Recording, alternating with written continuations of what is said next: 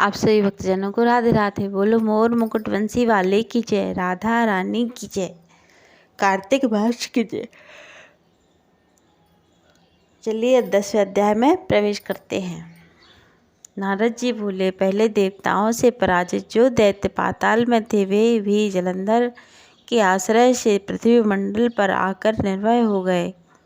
एक समय राहु का सिर कटा हुआ देखकर दैत्यराज ने उसके सिर कटने का कारण शुक्राचार्य से पूछा। तब शुक्राचार्य ने देवताओं द्वारा कराए गए समुद्र मंथन का वृत्तांत बताया और रत्नों को हर लेने तथा दैत्यों के पराभव का वर्णन किया। तब जलंधर अपने पिता का मंथन को सुनकर क्रोध से लाल नेत्र कर घषमर नामक दूत को इंद्र के समीप भेजा। दूत ने स्वर्ग में जाकर सुधर्म नामक देव सभा में प्रवेश किया। अखर्व मौली वह घषमर देवेंद्र से अद्भुत वचन बोला। उसने कहा, समुद्र के पुत्र जलंधर सब दैत्यों के स्वामी हैं। मैं उनका दूत हूँ। उन्होंने जो कहा है सुनो। मेरे पिता सागर को तुमने पर्वत से क्यों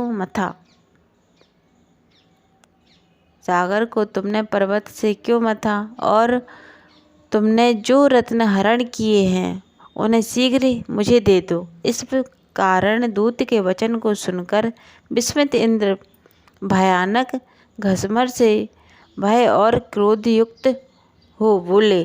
इंद्र ने कहा, हे दूत, जो हम लोगों द्वारा सागर मथा गया उसका वृत्तांत सुनो। मेरे भय से भीत पर्वतों को उसने अपनी कुक्षी में छिपा लिया था। पहले भी मेरे अनेक शत्रु दैत्य उनके द्वारा रक्षा किए गए थे। इसी से उनके रत्न समूह द्वारा हरे गए थे। सागर के पुत्र शंख ने देवताओं से द्वेष किया था, जो वह समुद्र के भीतर धंस गया और मेरे छोटे भाई के हाथों मारा गया। अतएव तुम जाओ और समुद्र मंथन का कारण जलंधर से कह दो। नारद जी बोले,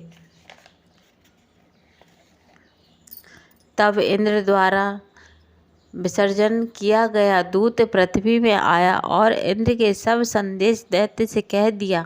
तब दैत्यपति जलंधर उसे सुनकर क्रोध से कांपता हुआ सब देवताओं को जीतने की इच्छा से शीघ्र उद्योग करने लगा। उस असुरेंद्र अर्थात जलंधर के उद्योग से सब दिशाओं और पाताल तक के करोड़ों दैत्य और शुंभ निशुंभ आदि करोड़ों सेना के अधिपति आए। तब जलंधर ने स्वर्ग में जाकर नंदनवन में डेरा डाला और स्वर्गपुरी को घेर कर स्थित हुआ। बड़ी भारी दैत्यों की सेना को देखकर देवता कवच धारण कर युद्ध के लिए अमरावती से निकले। तब देवताओं और दैत्यों की सेनाओं में युद्ध होने लगा। मूसल, परिद, तीर, गदा, बर्शी और फरसा से लेकर वे दोनों सेनाएं दौड़ी और आपस में मार होने लगी। दोनों सेना के गिराए हुए हाथी, घोड़े, रथ, प्यादों से रुधिर की प्रवाह की प्रवृत्ति हुई।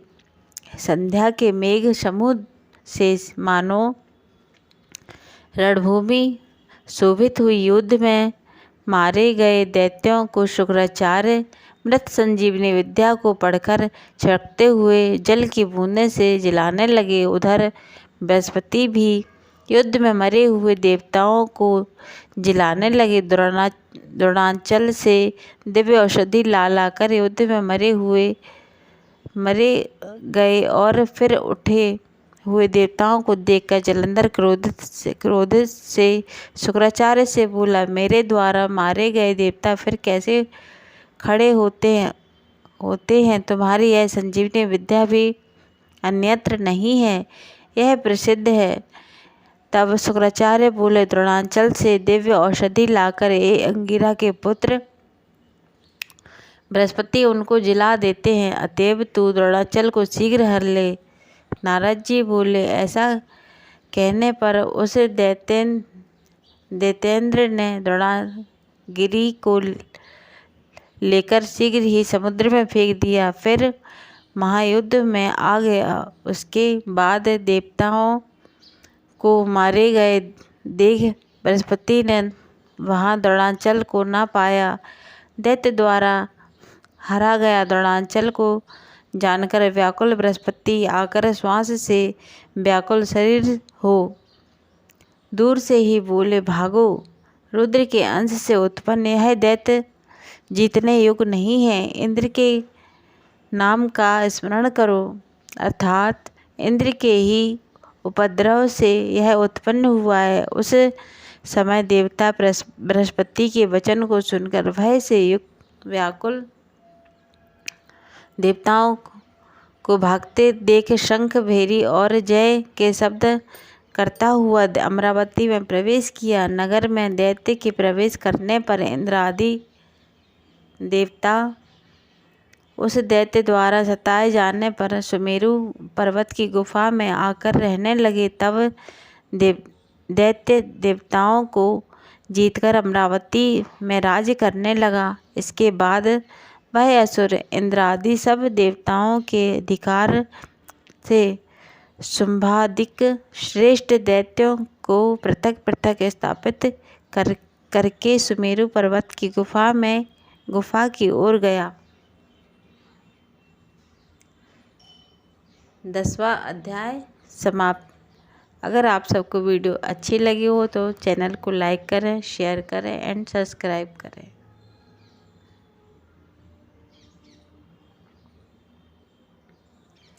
आप सभी भक्तजनों को राधे राधे।